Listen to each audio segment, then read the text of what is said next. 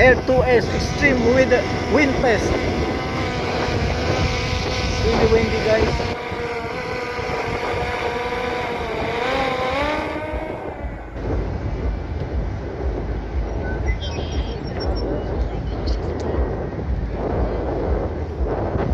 Extreme wind test.